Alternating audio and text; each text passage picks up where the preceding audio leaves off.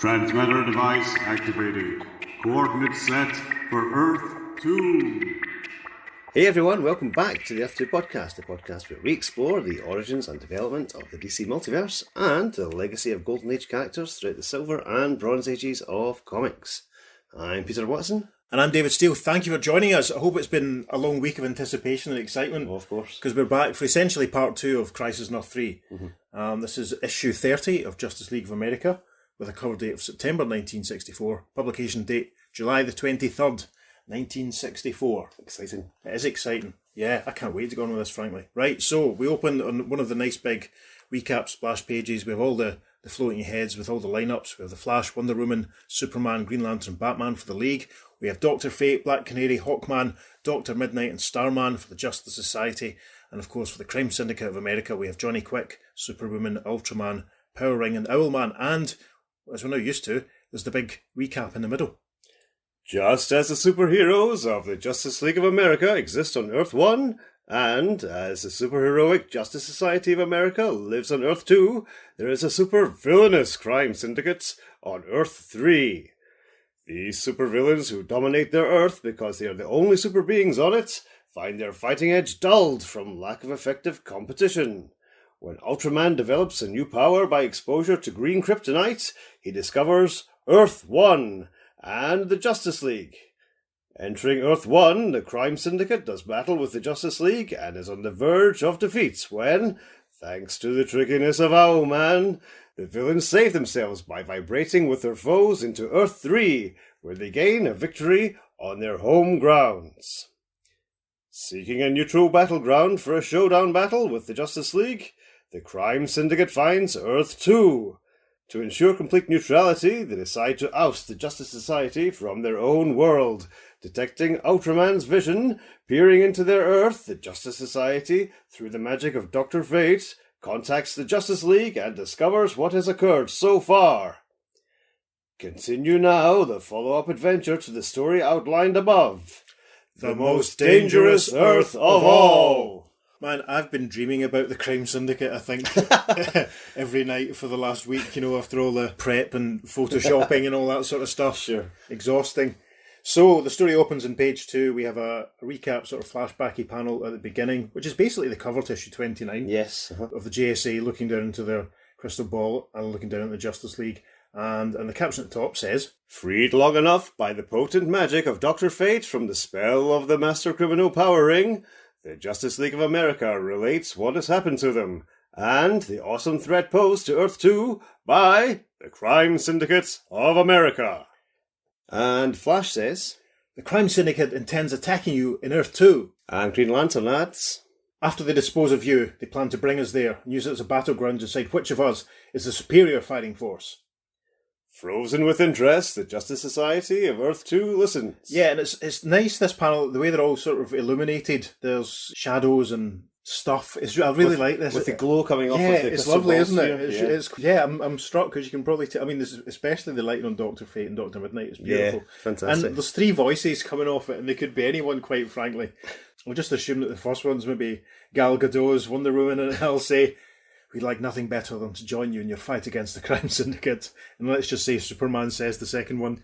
But when Dr. Fate's magic wears off, we will be helpless once again. And Batman's probably the third one. Yeah, go for it.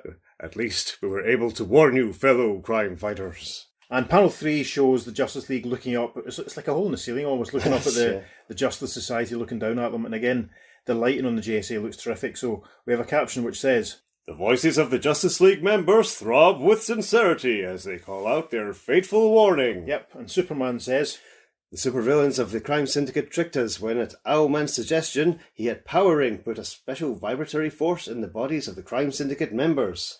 And Green Lantern continues, So that upon our contact with them, and their calling out Volthoom, they were able to vibrate themselves and us into Earth 3 and defeat us. As the crystal ball clears and the Justice League returns to its inactive state, We see the Justice Society, presumably in the headquarters, but there's no background detail, it's just a big orange room. Hawkman is looking at a globe. Black Canary is looking at a television screen on the wall. Dr. Midnight is looking at a tabletop map, sort of model of a city. I think he's going to play Settlers of Catan. It's like it's very much like a game. Has he been down to Games Workshop or something? Dr. Fate regards the big crystal ball, and Starman is regarding a map of the world on the wall. Yes. And so from left to right, Hawkman considers and asks, when will the crime syndicate attack us? Miss Black Canary looks at the news on the television. She says, where? And as Dr. Midnight gazes down at his hobby. Yes. Considering his next move in Settlers of Catan, he says, how? And then Dr. Fate says, remember, do not make contact with them, or they'll Volthoom us into Earth-3, where they'll have the advantage of their home grounds. We move on to page 3, and suddenly, as Hawkman stares at the world globe, Johnny Quick bursts out of it. Gosh. It's like Johnny is sort of just drifting up out of it. It's almost like he's like an apparition just sort of flowing out, and Hawkman says, on guard, fellow members, the crime syndicate invasion has begun. Yes, this is kicking off, man, right. Across the vast expanse of their secret sanctuary, the other Justice Society members face similar challenges. Yep, Black Canary is dumbstruck almost as she sees Superwoman stepping out of the television. She says, at all costs, no contact with them now. And Owlman emerges from Dr. Midnight's tabletop diorama. Power Ring emerges from Dr. Fate's crystal ball. And Ultraman steps out from the map that Starman is looking at on the wall. And Starman says, above all, don't give them the chance to say Volthoom. Upward into the air toward the high ceiling leaps Hawkman, just as Johnny Quick lunges at him. And Hawkman thinks to himself, Johnny Quick's super speed plus the suction created by my rapidly beating wings will lift him into the air. And the next panel we see that working. Yeah, Johnny starts to drift up as Hawkman beats his wings ferociously. Swept off his feet, the fastest man in Earth-3 is drawn towards the ceiling like a stone shot from a sling. And Hawkman thinks, unable to escape the updraft, he'll hit a ceiling beam and be knocked cold. And Johnny Quick thinks, quick thinking. Looks like the Justice Society is going to give us as good a battle as the Justice League. Then, to the Winged Wonder's surprise, his foe begins vibrating so swiftly that... And we see Johnny starting to vibrate, and Hawkman thinks, he's vibrating harmlessly through the wall. High into the air outside the secret sanctuary zooms the man from Earth-3 with Hawkman in pursuit. And we see Johnny continuing to rise, and he thinks to himself, this is as high as I go. When I reverse direction, I'll break my descent by building up air pressure under me with super swift movements of my feet. Hawkman flies towards him. Feet drumming with incredible speed against the very air, building up resistance to his fall, Johnny Quick begins his downfall. And Hawkman flies up towards Johnny, who we can see doing... It looks like he's dancing in thin air. It does, yeah. So I'm liking how they're giving Johnny sort of... He's making interesting use of his powers. Yes. Straight away, it's cool. So anyway, so Hawkman thinks, I'll counter that move by sweeping that air pressure away with my wings. The mighty pinions erupt into action, sending the speedster tumbling, heels over head. Johnny's been disturbed and he starts to fall down towards Hawkman, but Johnny thinks, I'll match him trick for trick. Rotating himself swiftly, Johnny Quick forms himself into a living propeller blade. And we see a big circular motion being created by Johnny spinning faster and faster. Hawkman flies underneath him and thinks, I dare not let him come in contact with me to save Volthoom and vibrate me into his own world. Johnny has now made it to the ground. The caption says, dropping lightly to the ground, the arch-criminal begins windmilling his arms, setting up a downdraft to catch Hawkman in its grip. This is terrific. Johnny's doing the double arm twist thing that I'm sure I've seen Barry Allen do thousands of times. Yes. And right enough, Hawkman is struggling. He thinks, oh, can't fly out of this vortex, bringing me downwards. We move on to page 5. The caption at the top of the first panel says, faster and faster, he drops directly toward his laughing foe. We see Johnny, arms still spinning, and it's clear that he's laughing at the art. Looks really, really good on this. Johnny declares, haha, well, this is great sport, Hawkman. I'm really sharpening my fighting edge for that upcoming battle with the Justice League. And Hawkman thinks, I have one slim chance for victory. As the Winged Wonder careens downward, Johnny Quick leaps backward. And we see that happening. Johnny's arms are starting to slow down. The whirlwind effect is lessening, and Hawkman says, he is doing just as I anticipated. He's instinctively backing away to avoid being hit by me. With a supreme effort, Hawkman wings his way toward his antagonist, and... with a cracking big pow sound effect, Hawkman punches Johnny Quick, knocks him out. And Hawkman thinks, I hit him so hard and unexpectedly that he never had a chance to say Volthoom. As the unconscious criminal from Earth-3 lies crumbled at Hawkman's feet, Hawkman looks very triumphant, and he shouts, I've won. And then a mysterious voice says, "You think you've won, Hawkman. Actually, you've lost." Meanwhile, as Dr. Fate sees his foe erupt from the crystal ball, a burst of magical lightning runs from his fingertips. It's a brilliant bit of simultaneous action. Obviously, all these little battles are happening at the same time. And Power Ring flies out from the crystal ball, using his power ring to create a hand which is trying to smother the lightning that Dr. Fate is firing at him. Dr. Fate thinks to himself, If that hand touches me and he cries Volthoom, the battle will be over before it starts. With calm confidence, Dr. Fate dissipates the clutching hand. and Dr. Fate's lightning bolts have the desired effect, and Power Ring's constructed hand fades out. Power Ring says, "Score one for you, Dr. Fate, but the game's just begun." Out into the open reaches of the sky beyond the sanctuary go the Masters of Magic, Ring and Lightning. Dr. Fate and Power Ring flying up into the sky, and Power Ring uses his ring to conjure some green energy mosquitoes, and he says, "One touch from the stingers of my power wing mosquitoes, and you're done for." As the thunder of their buzzing fills the air, the mystical mage surrounds himself with mosquito netting. And we see that, and it's terrific. And there's some giant mosquitoes buzzing him, and they're literally just buzz, and Power Ring's flying along, and he thinks, clever. That's the only way he could have saved himself. I love the fact that Dr. Fate conjures up mystic mosquito netting. It's incredible, yes. Amazing. I can imagine like Doctor Strange doing it. It's kind of going back to his original version where he had molecular mastery. Yes. And he was almost more like Firestorm in some stories. Aye, yeah, Really I know bizarre. exactly what you mean, yeah. So, Brilliant. anyway, next panel. Yep.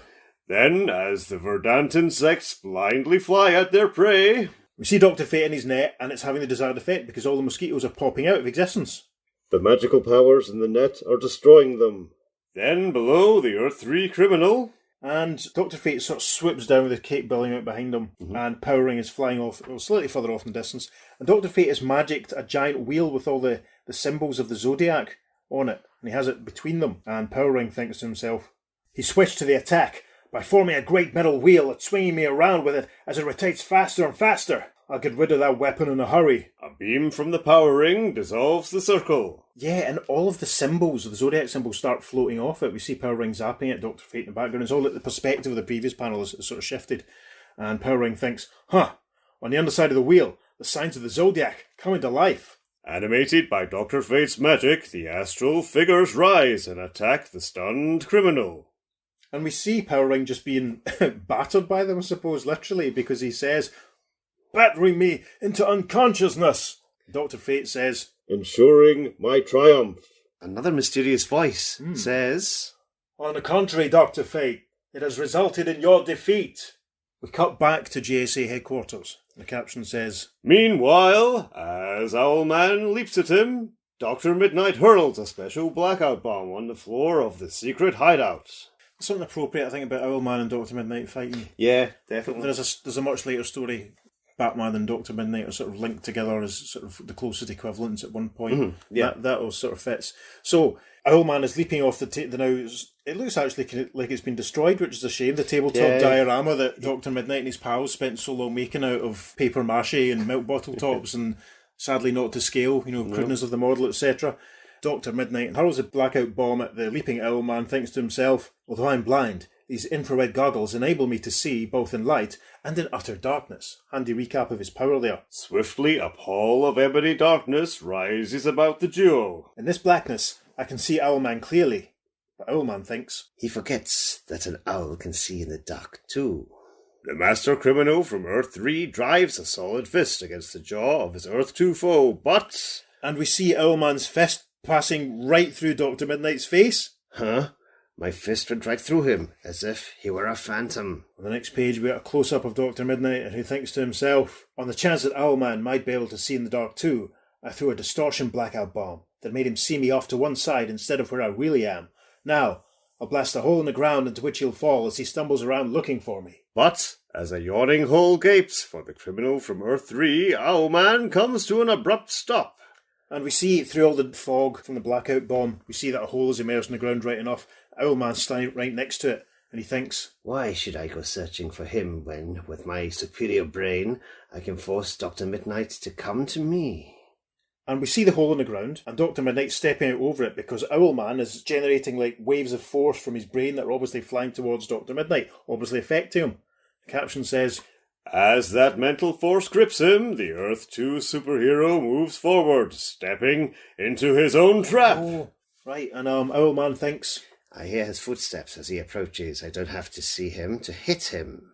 And the next panel, basically, they both tip into the hole. As Owlman drives a savage blow at his opponent, he overbalances himself and... Oh! And then the next panel, Owlman falls into the hole, but Dr. Midnight manages to grab a hold of the side. As his opponent hurtles past him into the deep pit, Dr. Midnight grips an edge with his powerful fingers. I caught the rim just in time. And as Owlman falls, he cries, Yeah, going to crash, land on the bottom where not even my great brain can save me.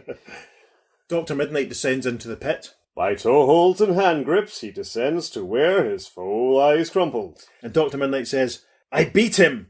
And the mysterious voice returns, saying, No, Dr. Midnight, Owlman beat you. We move on to page 9. As she materializes from the TV screen to which Power Ring blended her atoms in this invasion of Earth 2, Superwoman unleashes her lasso. That's a fantastic caption, isn't it? Certainly I think is. I'm going to get you to record that as my answer phone message.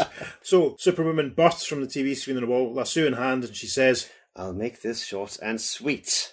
Black Canary ducks out of the way and thinks to herself, not as long as I avoid contact with her and that word, Volthoom. As the golden loop flies toward her, Black Canary calls upon her marvellous athletic skill to avoid it. Yeah, we see Black Canary doing some acrobatics to jump out the way, and she thinks to herself, while I leap forward, I'll slip her Fidgy pellet from my canary amulet, since I don't dare come in contact with her. When Superwoman's mouth falls open in surprise at her opponent's fantastic somersaults. This is great. Black Canary's basically shoved this pellet into Superwoman's mouth, and Superwoman looks very stunned. Oh! And Black Canary can be seen thinking off panel, while she is able to say, Volthoom, I'll lay my cold pill down her throat to freeze her vocal cords. So yes, Black Canary carries pellets that will freeze someone else's vocal cords. Yes, and an amulet. Yeah. And on her neck. Yeah, it reminds me of Our Man's radio belt in the last team-up. Obviously, this is Black Canary, the original Black Canary, who hasn't got any superpowers. It's just That's hero right, skills. of course. So she does not have her canary cry yet. Which we're also used to. Yeah. Interesting. That's something we'll be talking about Yeah. a lot Yes, in the future. Black Canary, the way Black Canary's sort of storyline plays out over the next 20 years is fascinating. Mm-hmm. There's no other word for it. Anyway, we continue. We're at the bottom of page 9 now if you're reading along. Black Canary is right on target. A moment later, a super chill paralyzes Superwoman's throat. Superwoman starts falling forwards. Black Canary moves forward as if to catch her. And Black Canary thinks, now that she can't speak, I'm free to come in battle contact with her. And the girl gladiator catches the amazing Amazon of Earth 3 in a judo grip. This is fantastic. And Black Canary has grabbed Superwoman and twisting round with her, and she says, let's see how you work your way out of this, honey. But the superior strength of the female felon proves too much for Black Canary to overcome as... Superwoman recovers and throws Black Canary against the wall. Black Canary thinking, she's mighty strong, all right, but strength alone isn't the decisive factor in a fight. Again, the girl gladiator grips her antagonist in a cunning hold and... Black Canary grabs Superwoman by the shoulders, thinking, the basic principle of jiu-jitsu is that you use your opponent's strength against him, or in this case, her. In a rapid succession, a touch on a pressure point, a quick twist and wrench of the body. And Black Canary flips Superwoman over and down onto the ground. And Superwoman drops with Black Canary pinning her helpless. Black Canary leans over Superwoman and thinks, now, all I have to do is grasp her magic lariat, encircle her with it, and she's my prisoner. And she does this successfully, as we see in the bottom panel of page 10. The artwork's really good here. Yeah, it's fantastic. The figures and the faces compared to, what... Admittedly, there's no background, so you can focus totally on the action. Some of That's the, great. compared to some of the other Sikowski stuff, because obviously when we move on to the next chapter with Starman, there's a bit more background detail and the figures aren't quite as good. But anyway, Black Canary is gloating over a tied up and tangled up Superwoman, and Black Canary says, I'll tap her 3 times, just as a wrestling referee would, to signal I'm the winner of our bout. And the mysterious voice returns, saying, It's that man again. Tough break, Black Canary. By winning, you lose. We move to page 11. Simultaneous action. Ultraman's emerging from the map on the wall. No sooner does Ultraman emerge from the wall map near Starman than... Starman's quick on the draw. He's got the cosmic rod out and he's zapping him, and Starman thinks, I'll use my cosmic rod to hurl Ultraman far out into space. Instantly, the mightiest man of Earth-3 is plunged into the void between the worlds, as his Earth-2 foe follows. Yeah, and we see Starman and Ultraman out in space, the void between the worlds. That's interesting. And there's meteorites flying about, there's like stars, it looks like planets. And as Pete pointed out when we were doing a prep for this, it's not the jet black of space, it's a sort of purpley pale background, isn't it? Yeah, sort of purpley grey. It might be the printing, in fact, it probably is the printing process at the time. They couldn't do pure black, but it's a really good effect of making it look kind of extra dimensional, unearthly, something we don't usually see. Yeah, I'm really intrigued with this void between the worlds. I mean, they're confronting each other across what looks like a small asteroid belt, and Ultraman cries, "Good going, Starman. You've done the Justice Society proud by your fast work so far." Starman thinks, "I'll make him even prouder of me by diverting that swarm of meteoroids at him." But Ultraman catches those hurtling chunks of meteoric rock and, with his titanic super strength, fuses them into one mighty globe. And we see that happening. Ultraman now has a giant rock in his hands, for want of a better way of putting it, and he thinks, "It was a lucky day for me when I found those other Earths. I haven't felt so alive in ages." With the rapidity of thought, the supercriminal hurls this missile at his opponents. So basically, yeah, in this panel, Ultraman flings the big combined meteorite rock at Starman, who frankly looks terrific. Yeah. It must be said, you could almost think Jack Burnley had drawn this. It's beautiful. Because his cosmic rod can tap all the forces of the cosmos, Starman alters the nature of that massive meteoroid and sends it flying back at Ultraman. You know, we're big fans of Starman because of the 90s James Robinson series, which we've mentioned many times, and we will keep mentioning many times. We're going to mention it again very soon because of one of the Flash team-ups. True. But I don't remember anything like this sort of quite happening. Starman's thoughts as he sends the meteoroid flying back towards Ultraman. "I've turned it into a nuclear bomb. I know the explosive won't hurt Ultraman, but it may weaken him enough to give me a chance to overcome him." He's turned it into a nuclear bomb. He's quite close to it, all things considered. Wow. The artwork in these pages is just phenomenal. And given the post-crisis mental breakdown that of course. Ted has. Yeah. One of the retcons that James Robinson introduced to the main DCU via an initially Elseworlds miniseries called The Golden Age was that the original Golden Age Starman was involved in the development of the Manhattan Project, basically, and plays a lot of stuff about how his guilt over this led to him having a breakdown. So it's quite interesting that at this point he's being so casual Blasé about nuclear bombs. Maybe that was, his way to make a nuclear bomb. Ted's not in too many of the team-ups. Maybe this causes a resurgence. I don't know. Anyway, so we move on to page 12. The explosive globe hits and erupts in a blinding flare of titanic energy. Gorgeous panel showing the explosion with Ultraman caught in silhouette in the heart of it. Starman projects himself a little force field with his cosmic rod and he thinks, "I'll protect myself from the effects of the explosion with my cosmic rod," doing exactly what it says in the tin. Yes. And Ultraman thinks, It begins to look that the only way I'll beat Starman is by taking that rod away from him. At the same time, the Earth-2 crime fighter draws a solar prominence away from the sun, and there's basically a big tendril of flame emerging from the sun, and Starman has caught it with the cosmic rod and he's firing it towards Ultraman. He's quite tenacious here. He knows that Ultraman's not probably going to be phased by the bomb, and so he's going for it. And anyway, Ultraman thinks, that rod is his only weapon. Without it, he's helpless. Swiftly inhaling some air from the planet Earth, and we see Ultraman doing a big sucking in, and he thinks, but first I'll do away with that solar flare. And the caption for the next panel says, he exhales it at the solar extension with his super breath. And Ultraman concludes his thought by blowing it out. And that's what happens right enough in one go. Twin beams of radiant heat stab from his super eyes as he calls on his heat vision to disarm the foe. And in the bottom panel of page 12, we see Ultraman zapping the cosmic rod in Starman's hand, causing Starman to declare, "Oh, my weapon's become too hot to hold." Right, you gotta let it go. Darting forward, the Earth-3 Man of Steel grasps the rod. Sure enough, Ultraman grabs the cosmic rod now that Ted's let go of it. With the cosmic powers of this rod to go with my own super body, I'm absolutely invincible. And then the caption for the next panel says, and yet, no sooner does Ultraman hold that power scepter in his hand than... we see Ultraman having some trouble with the cosmic rod. It's like it's flaring up in his hand, and he says, "Great galaxies! This rod is composed of antimatter." Amazing. And this again, the artwork is just really nice here. I mean, it's back to the slightly blocky figure work that we've seen from Sikowski in the earlier issues, but it's nice. Overall, I'm digging it. Anyway, Starman says, "Yes, Ultraman, it's a duplicate rod I created with my true cosmic rod. This is one trap not even you can escape from. And then we get a nice big close-up of Starman's face as he says, Antimatter is matter made of particles with electric charges in them, which are opposed to the electrical charge in normal matter. When such antimatter touches normal matter, like your body, the result is an explosion that makes a nuclear bomb look like a bursting toy balloon. With all his mighty strength, Ultraman clings to that awesomely dangerous rod. And the sort of fake antimatter rod is lighting up, casting a glow over Ultraman, who says, It's taken all my greatest efforts to prevent this from blowing up. I dare not relax an instant. It's no use, Ultraman. Sooner or later it will blow up. An explosion will knock you out. As if in answer to Starman's words, a fiery incandescence fills this corner of space as... The antimatter cosmic rod explodes and Ultraman is caught in a big ball of flame. It's very, very striking. Mm-hmm. It's interesting, compared to how short the Dr. Midnight and Owlman fight was, they're really giving Starman a chance to shine here, because it's his first appearance in the... yeah, true. It's good that he's getting a bit of space.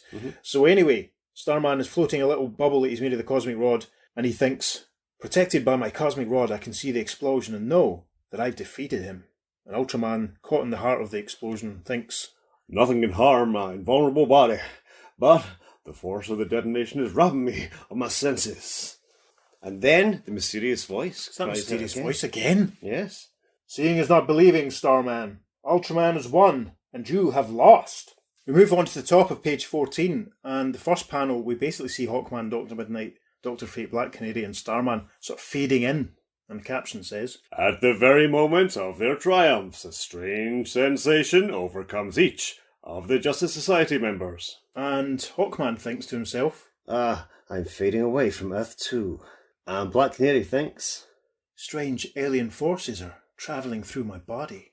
and Starman thinks, I'm being shifted through some sort of dimensional barrier.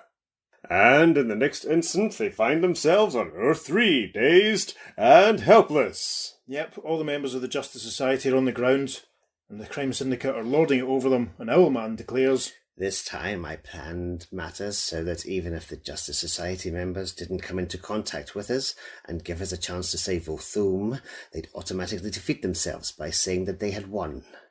tricky. And Power Ring says, With my power ring, I put a force in each one of their bodies that would trigger their transference into Earth-3. and in the final panel of this page, it's a lovely long panel, it's Yep. a big close-up of all the Big, Syndicate members. smiling, grinning Cootins. They're all grinning, they're all looking really cheesy. They're all Yeah. really individual as well, which is great. Aye, I keep saying as if I'm surprised, but I'm surprised just by given how blocky and loose some of the earlier stuff Sikowski's done. But this is really, I mean, there's a touch of the Joe Kuberts to that power ring. Yes, definitely. It's fascinating. Definitely. And Johnny Quick says, All right, let's put the Justice Society members in the special prison we've prepared for them. and Power Ring continues, After which we'll shift the Justice League to Earth-2. We'll be waiting to fight them in one final knockdown, drag-out battle. Continued on third page following. It's a nice DC subscription advert. You can subscribe to The Flash, Green Lantern, or Wonder Woman, and Justice League as well, if you like. And there's a nice Palisades Amusement Parks advert as well. And now we're into Chapter 2 of The Most Dangerous Earth of All. As the magical beam from the Sorcerer's Circlet on the hand of Power Ring cleaves through the misty borderlands between Earth-2 and Earth-1, the Justice League stirs to life. Roused from their trance, they are drawn bodily through the vibrational barrier separating the two universes. We see, obviously, it must be Power Ring's hand casting a big green beam, and the Justice League members being drawn up out into space and towards it. And if you want a reminder, that's Green Lantern, Superman, The Flash, Wonder Woman, and Batman. and Wonder Woman says, Great Hera, the Crime Syndicate must have defeated the Justice Society. Batman says, Yes, and now it's our turn to appear on Earth-2 and do battle with them. As their feet settle down on firm ground, high above their heads, a green flare erupts. and we see the members of the Justice League in silhouette, which is really quite striking. yeah, it's very good. It's very nice. And the green flame bursting up in the sky above them. And the Flash says, That's the signal. Starting our war game. Batman says, Here they come. Battle stations, everyone. we move on to page 16. From north, from south, from east, from west, from directly overhead, come the superpower criminals of Earth-3. Up to meet them go Superman and Green Lantern, while Wonder Woman, Flash, and Batman hurl themselves along the ground, ready for this cataclysmic clash of superpowered characters. Page 16 is 5 low, long stacked panels showing all the action. It's quite complicated. It's very fast moving. A lot happens. It's exciting. I bet it would look great in a film. It would. Right, so the first panel, page 16, Ultraman, he's in the same panel as Green Lantern and the Flash, and Ultraman is setting off his heat vision. I'll start things off with a hot reception for the Flash. Green Lantern zooms forward and uses his power ring to generate a radiator. It's great. It looks amazing. It's like a freestanding radiator you'd see in a church hall or something. Yeah. And Green Lantern's saying, "Oh no, you won't. All that heat belongs in a radiator." We move on to panel 2. On the right-hand side of the panel, Johnny Quick is whirling his arms again. He's confronting Wonder Woman. And Johnny Quick is thinking, "I'll create a suction that will draw Wonder Woman into this bed of super quicksand from which there is no escape." And then on the other side of the panel, Batman is watching what's happening, but behind him is Power Ring. So Power Ring then says, "Let me be the first to register a victory by knocking out Batman." And he's firing essentially a green arrow behind Batman. But Batman is observing what's going on with Johnny Quick and Wonder Woman, and he thinks, "My Batarang will save Wonder Woman from that quick threat." and sure enough, he throws the Batarang and it goes flying towards Johnny. We guess he must be successful, because in the next panel, Wonder Woman says, "Teamwork always pays off for us. I hope it does now." And she's trying to lasso Owlman. Meanwhile, Superwoman, and this is all in the same panel, is trying to lasso Green Lantern. And Superwoman says, I'll stop Green Lantern from interfering with Ultraman. and in panel 4, we see that Owlman is watching Superman flying in to catch the arrow which Power Ring fired, and Owlman thinks, I'll try to get control of Superman's mind with my super brain. and Superman is thinking to himself. I can't let anything hurt Batman. And in the bottom panel, we see the Flash zooming along and preventing Superwoman from lassoing Green Lantern, and the Flash thinks to himself, "By my great speed, I can create an updraft that will swerve Superwoman's lasso away from my buddy Green Lantern." As swiftly as their fellow members are attacked, Green Lantern, Wonder Woman, Flash, Superman, and Batman ignore their own safeties to spring to the aid of their fellow Justice Leaguers. Yeah, so Wonder Woman must have lassoed Owlman, and obviously Superman caught the thing that was going to hit Batman whilst Batman was saving Wonder Woman from Johnny. Good grief. I mean, the storytelling's absolutely fantastic. It is, they really don't make them like that anymore. No. It's a shame. So anyway, we move on to the top of page 17. As the tide of battle forces them apart, the combatants find themselves squared off, one against the other. Yeah, and basically for the next couple of pages, it's like for like, which is... What we expected from the beginning, but no, this is it. Yep, and we see Superman and Ultraman out in space. And again, it's that purple-tinted space that we talked about earlier on. Superman is using his vision powers, and he's thinking, Our powers are too evenly matched for one to win over the other, except by a trick. Ahead of me, with my telescopic vision, I see a green kryptonite meteoroid. With a desperate burst of speed on the part of Ultraman, he races past Superman, who is deliberately slowing down, and drops towards the massive chunk of kryptonite. and Ultraman says as he drops down, I know what you're up to, Superman. I've telescopic vision too. I saw this kryptonite just as you did. and Superman is thinking, What Ultraman doesn't know is that kryptonite weakens me, though it gives him added powers. yep, and the caption for the next panel says, Then, as the Earth-3 Man of Steel sets foot on that awesome piece of matter, he finds himself absolutely paralyzed with superpowers. and Ultraman has stood there, there's lightning flashing all around him, and he thinks, I have so many superpowers all of a sudden, I can't handle any of them.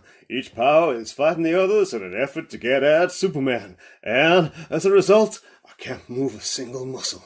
Superman is in the background thinking to himself, I defeated him by giving him too much superpower, just as overloading an electric circuit will cause it to break down. we cut to Power Ring and Green Lantern, and the caption says, And many miles away, Power Ring confronts Green Lantern. A needle beam bursts from one Power Ring to the other, which begins to glow with increased intensity. and it's clear that Green Lantern is trying to remove Power Ring's Power Ring, and Power Ring gives forth, Do you think you can remove my magical ring by such crude methods? Think again, Green Lantern. As Power Ring hurls his will into his sorceress circlets, he forms a gigantic hammer. With this mallet, I'll smash you flat. Huh, so big. Bigger than I meant to make it. And Power Ring has conjured a giant mallet, but it's, as he says, it's huge. And Green Lantern can be seen thinking, good. My plan to give him more superpower than his will can control is working. So he wasn't trying to steal the ring, he was trying to overload it. It was a conceit. I like Fantastic. it. To the stunned wonder of the arch-criminal, his weapon falls to the polar ice. So massive it is that Power Ring exhausts himself as he struggles futilely to raise it. Power Ring struggles to manipulate the massive mallet and he says, can't budge the mighty hammer. Green Lantern thinks, I deliberately added power from my own ring into his, knowing he couldn't possibly cope with that much ring energy. The Earth-3 criminal falls easy victim to a rock-like fist. Cracking, because Green Lantern's just flown over and punched him in the jaw. I kept barely enough power in my ring to fly at him and deliver this knockout blow. Now I'll take back the powers I lent him. This is really nice because it's actually very similar to the image on the cover. The cover's very much the Crime Syndicate fighting their Justice League counterparts. Absolutely. Power Ring zooming in on Hal Jordan, Batman punching Owlman, and Johnny Quick and Flash just sort of zooming at each other. Yeah. Really? That's not going to end well. No. I like the cover. Its simplicity is its strength. Yes, a lovely, a nice orange background, which you don't see very often. Yeah, and it was quite difficult to paint over when I was using it as the base for the cover I created for episode 17, which was our Justice Before the Crime Syndicate.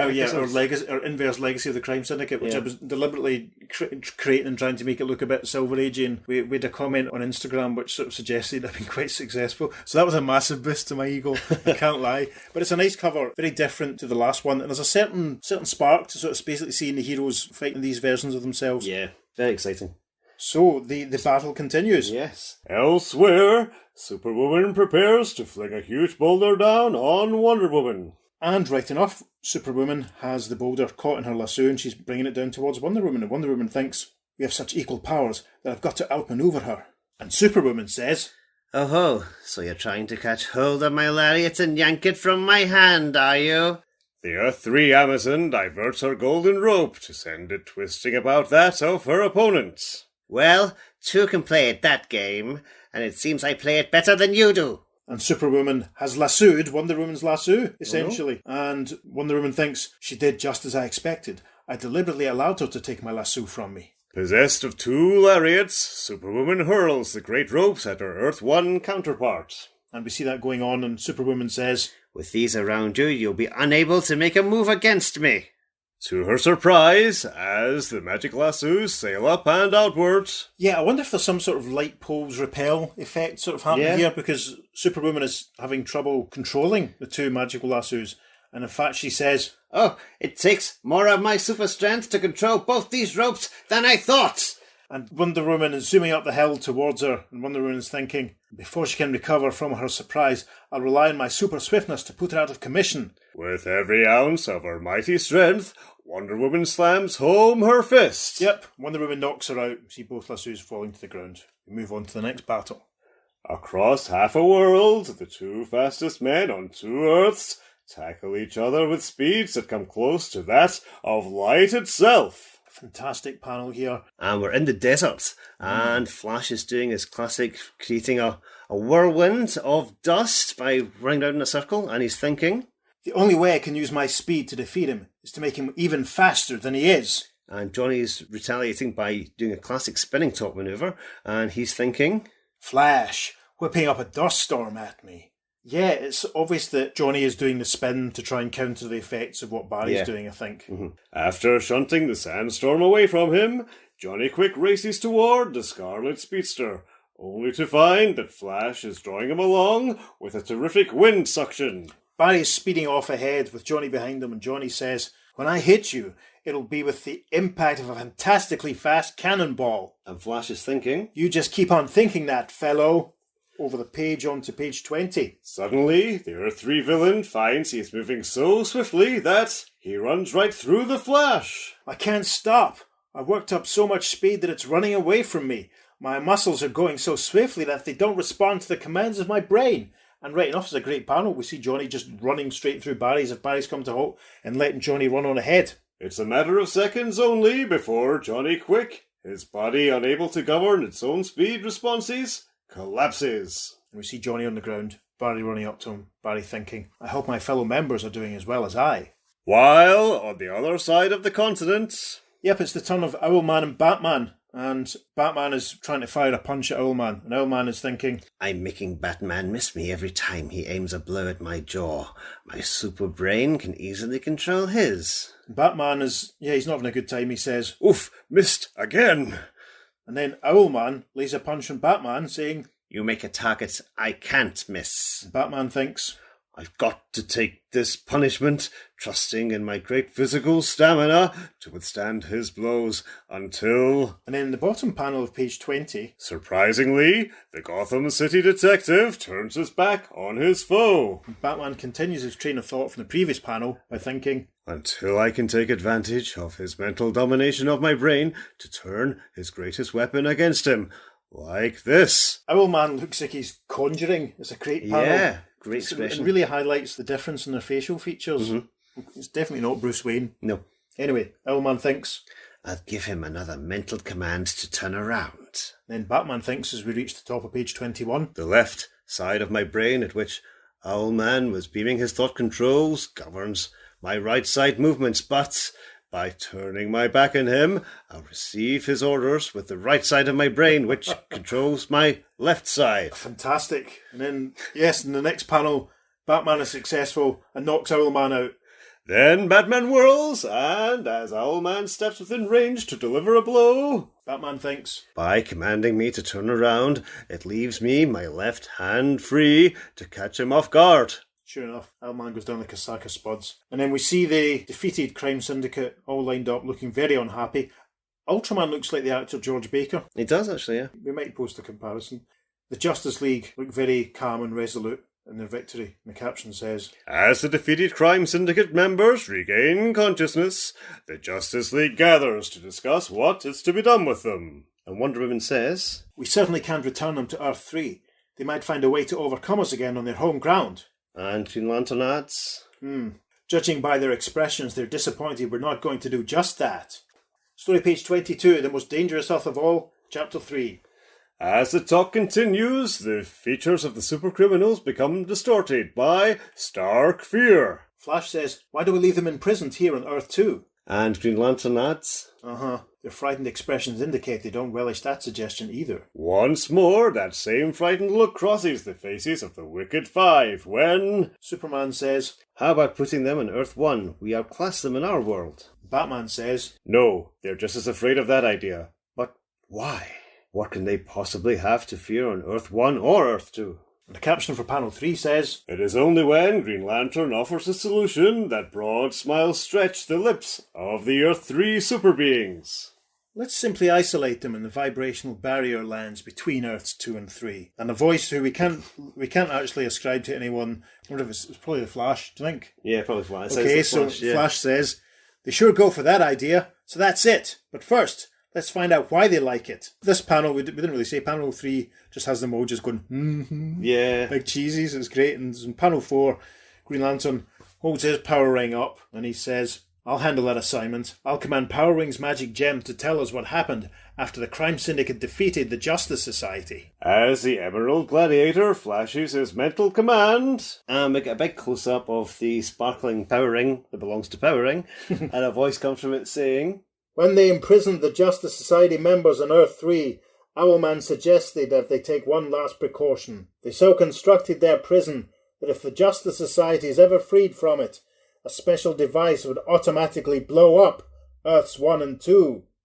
That's a bit of an escalation. Superman says, No wonder they were so scared. If we'd imprisoned them on Earth 1 or 2, their plot would have backfired on them, destroying them too. And then Flash says, which just about makes Earth 3 the most dangerous Earth of all. That's the name of the story. Yes. He said the thing. Drink. moments later, Green Lantern vibrates the crime syndicate into the misty borderland between worlds. Sure enough, very similar powers that Green Lantern's ring had when he brought everyone through to the other Earth in issue 15. And then we have a slow dissolve to the imprisoned members of the Justice Society. And they're in a big glass case. And the caption says, Then the Justice League members enter Earth-3 to free their fellow superheroes from Earth-2. and Hawkman says, Free us! Free us! Dr. Fate says, very impatiently. What are you waiting for? Then Superman says, We don't dare set you free. And Green Lantern says, not until I channel a destructive force that would have blown up Earths 1 and 2 into space, where it will blow up 2 dead worlds. Everybody together, let her go, Yeah. says Superman. Yeah, and Green Lantern is generating some sort of suctiony whirlwind that's absorbing all of the destructive force. It's going to blow up 2 dead worlds. That may have consequences. Anyway, we can see that the prison that the Justice Society is being held in starts to fall apart. Wonder Woman and Superman are sort of helping it along the way. And in the final panel, page 23, we see the Justice Society all bursting out of the prison. As they burst from their prison, the Justice Society is all questions. Hawkman says. What happened? Dr. Fate says. Where's the crime syndicate? Black Canary says. How'd you defeat them? And Dr. Midnight inquires. Where'd you learn our prison was booby-trapped? And Starman finishes by saying... Why did... And Wonder Woman interrupts them all by saying... Wait, one at a time, please. And on top of this panel, we can see Green Lantern continuing to... siphon off. Yes, the that's energy. the one I was struggling for, Yes. all the jaggedy, explosive energy. So yeah, quite a lot happening there. We move on to the top of page 24. And the ironic caption says... The story is quickly told. And we see the Justice Society and Justice League all standing together. All smiles, all smiles. Black Canary says... You did wonders, and deserve congratulations. But don't you think we ought to make sure the crime syndicate can never escape? Superman says... Oh, we took care of that detail. Nobody dare set them free after the multi-language warnings we left posted around their dimensional barrier jail. And we see the society sat, stood, slouching, leaning, looking very unhappy in a sort of bubble that Green Lantern created. There's a sign, there's 3 signs sort of floating around this green prison bubble, one of which is in English and we can read it and it says, Warning. Anyone attempting to set free the crime syndicate will destroy both themselves and the prisoners. They will be all right if left alone. And so will you. And that's us, more or less, with the final panel of page 24. We see the Justice League flying off with a Green Lantern-assisted power bubble and Dr. Fate with the Justice Society caught in a magic bubble of his own. They're flying off in separate directions. The caption says... Then the triumphant superheroes depart from Earth-3, travelling into Earth-2 by way of Dr. Fate's magical powers, and into Earth-1 on the strength of the Green Lantern's power ring. And Dr. Fate gives a cheery... Until we meet again. And Green Lantern says the final line of the comic. Who knows when that will be? The end. It'll be next summer, Green Lantern, probably, if not before. I would think so, yes. So let's lots to talk about. Let's talk about it. Yeah, it's very exciting. It'd be a really good film. You know, it would have been a really good Justice League movie, Part 3. The 2 Ryan Reynolds playing against each other, and Henry Cavill playing against himself, and Affleck playing against himself. You know, there were a couple of misprints that we just corrected as we went away. Yes, went through it. The stage where Owlman's trying to mentally control Batman, the lettering actually says it's Batman that's beaming his thoughts controls, which they fix in the reprints and change it to Owlman. But there's a further problem with the lettering where a caption reads the Justice League members as opposed to then the Justice League members. Yeah. That's not corrected in the reprint. So yeah, interesting. So there we are. Sorry. Quality control. Us being pedantic. No, but it's obvious that the level of quality control needed a bit of quality control. But yes, I really enjoyed it. I mean, I don't want to say a complicated story, because it's quite straightforward, but there's a lot of detail to it, there's a lot of action, there's a lot going on. So many questions. I mean, we talked in the last episode a bit about Earth-3 and, you know, how exactly evil counterparts would work and how society would kind of work. Not just society, but society in general would work. But looking at it more this time as to the motives for the crime syndicate, I think, are really bizarre. They can do anything in their world. They just choose to rob banks and I mean, it's obvious. Steal paintings. It's obvious that Ultraman, he has a bit of a motivation because each time he gets exposed to some kryptonite, he gets a new power. So he's maybe has a certain right. Give me some more kryptonite sort of thing. But the rest of them, it's almost like the idle rich. I mean, which is obviously what leads them to do what they do in the first place. They're looking for that next bit of conflict and that next fight. The thing that worries me is just the way that they're all imprisoned at the end, because I hope it's some sort of time stasis bubble where they're not going to age to death or have to go to the bathroom or have to eat or grow long beards or whatever, you know. And it would kind of have to be as well, because Hal Jordan's powering constructs cannot exist forever. I mean, they would fade away when the battery loses its charge, or he gets distracted and the willpower goes. Yeah, I mean, I'm reminded there's going to be a story we'll do comparatively soon when Green Lantern, well, one of the Green Lanterns and Dr. Fate combine their efforts to create a bubble prison for another character. We'll get to that before too long. I mean, I'm surprised they didn't do it here just to create something kind of permanent. Yeah, true. It just suggests that maybe Power Ring could magic his way out of it. You'd think, because there was that moment when their rings were almost entwined and he was able to overload it. I wonder if that would work in reverse. Boosted by Owlman's super brain. Yeah. You think they'd be ways. Well, in saying that, you know, some of the crime syndicate do escape. Of course, yeah. I mean, we won't go into too many details. They will be back before too long. You will see them in a few issues of the Secret Society of Supervillains, and then they appear a few years further on from that in a crossover between Justice League of America and the All-Star Squadron. Absolutely, yes. We should probably say here as well that the Justice Society don't really get so much to do in this apart from their fights. The stars of this story are definitely the Crime Syndicate. There are 3 versions. Yeah, I mean, they basically JSA save the League. They have their own fights, and then that's pretty much it. Yeah, no involvement in part 1 at all, which is interesting. It will be interesting the next couple of JLA, JSA team up to sort of see how that dynamic plays out and how it all balances and what they all get to do. They're also not involved in the final fight. That's right. Which is interesting. I do like the Crime Syndicate. I love the characters of them. There could have been a lot more done with them, I think. They're not really hugely developed in this at all. I mean, as we said, that's definitely not Bruce Wayne. But of course, Power Ring is very clearly modelled on Hal Jordan. Yes, they look almost identical. I'd love to, it would have been nice just to kind of, not necessarily an ongoing book set on the Earth, because it would have opened up all the holes that you were saying about, how does the society actually work? Yeah. But a bit more development for them would have been nice.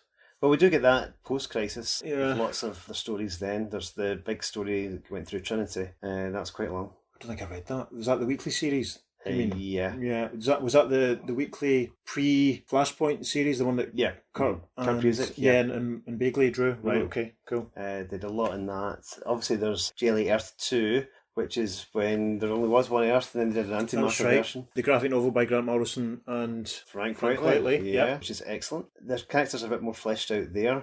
Definitely, yeah. More so than they are pre-crisis, but obviously they're slightly different versions. Yeah, it's almost like the gimmick in pre-crisis is just that they're evil versions of the main Justice League, and that's it. That's all you're really getting. Yeah. I wonder what the reader response at the time was, Peter. Let's look and see. So, we're in the JLA mailroom from Justice League of America issue 33, and the first letter's from our old friend, Roy Thomas. Fantastic. Right, deep breath. It's a long Roy Thomas letter. As you'd hope. Right, so Roy's writing from 307 Greensferry Road, Jackson, Missouri. Dear Editor, whether in adult or children's literature, sequels are notoriously inferior to the originals. I would dispute that.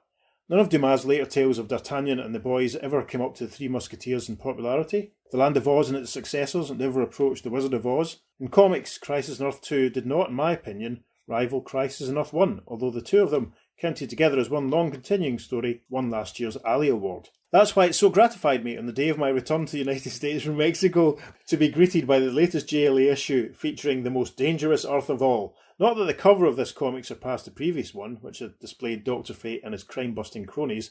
To me, that cover is likely to remain unsurpassed in the JLA series for a long time. Wait till you see the cover of 37, Roy. However, the story was definitely a worthy follow-up to its predecessor, Crisis on Earth-3, and in some ways was even an improvement. How that constantly amazing man... That's interesting. That amazing man, given that Roy would later introduce a character who was called Amazing Man. How that constantly amazing man, Gardner Fox, managed to crowd no less than 10 super battles into a story without a garbled end result is beyond me. It was a little bit garbled, Roy, come on. After this, nothing in Justice League of America is likely to surprise me much. Artwork was inspired too. If this and Crisis on Earth 3 aren't at least nominated as Story of the Year when it is Ali Awards time again, I'll eat my Green Arrow type hat. Come on, Roy Summer. I'm sure that this new appearance of the old Justice Society of America will cause a number of fans to wish to learn more about this long-lived supergroup of the 40s. I would like, if I may, to direct their attention to a new and regular series on the JSA which will feature in comic fandom's most famed magazine, Alter Ego. As its new editor, I intend to continue publishing AE by photo offset and, if possible, to increase its frequency to several times a year. It will feature the JSA each issue, a series on the first great days of many of the most famous superheroes of all time, articles on heroes in the comics of Mexico and other countries, original strips, both humorous and adventurous, and many other features. I'm happy to announce that the JSA series will be under the charge of that group's number one all-time fan, Dr. Jerry Bales, founder of Alter Ego. By the time this letter could possibly appear in print, AE7, which begins the JSA series with an article on one of its most fantastic enemies, Solomon Grundy, will be out, and AE8 will be just a month from publication. Readers of JLA can find out how to receive these issues by sending a stamped, self-addressed envelope to the writer below. That's quite nice that they gave him a plug, isn't it? Yep, absolutely. And we give him a plug right there. Yeah. Alter Ego magazine is currently still a magazine. Yeah, it's still going. It's a new version. But it covers the same ground. It's with Golden Age comics. Yeah, I mean, I have to say, as well. I haven't picked it up for a very long time because he started this revived version about 1998, I think it was. Yeah, it was a flip book with comic. It was a flip book with comic book artists when it came back, wasn't it? But it's still going. You know, he eventually spun it off again into its own magazine from Tomorrow's Publishing. Definitely worth checking out. We have consulted a few issues here and there. Absolutely, yes. You know, to help with our preparation for this. It's a very good magazine, so and it's its sister magazine back issue as well. Absolutely, yeah, they're terrific. The editorial response to Roy's letter. We are happy to encourage and lend support to such a worthwhile comic fanzine. It's how we get started, so in a way, it gives us a chance to pay off a debt to the pros who furthered our ambitions. We're not going to do all the letters, we're just going to do a few of them. Yeah, quite a there's few. 2 pages from, so we'll worth, just do a select few. Pete's going to do the next one. Dear Editor, as far as I'm concerned, Crisis on Earth-3 and The Most Dangerous Earth of All were not, respectively, a superstar spectacular and the most stupendous battle royal of all time. The plot was not earth-shakingly original. The story is not destined to live in the hearts of all who read it for the rest of their lives. Gosh. What did you give us in the August and September 1964 issues of the Justice League of America? Only a darn good fight and some great Sikowski artwork. That's all. That'll do. And by the way, thanks, says Bill Elliott. Bill Elliott, the dancer. They made a film. Billy Elliott. Yeah, yes. they made a film with this guy. There you go. There's no response to that letter. It kind of speaks for itself, really. That's a shame. Here's the next letter. Maybe they could have said to him, well, tough, why don't you go and take up ballet dancing? Could have done. The next letter is from Kenneth Gallagher from West Virginia, and he says, Dear Editor, I guess there isn't much point in writing a congratulatory letter in response to JLA number 30, since every fan in fandom probably will, but I'm going to anyway. The fact that only 3 Leaguers were portrayed in the cover was outweighed, for me, by the fact that they happen to be my 3 current favourites. With the possible exception of the Atom. Furthermore, it was refreshingly uncrowded, and Green Lantern looked better than he usually does on his own covers. Oh, gosh. Wait till you see the cover of issue 32, Kenneth. Unbelievable. Mm-hmm. Title-wise, it was the best since Outcasts of Infinity, the most dangerous Earth of all. Man, does that have a weird ring to it. As far as I'm concerned, the JSA really stole the show this time. Their individual battles with the Crime Syndicate members were extremely well done, not to mention the insights they gave you and your readers about the powers of the legendary JSAers.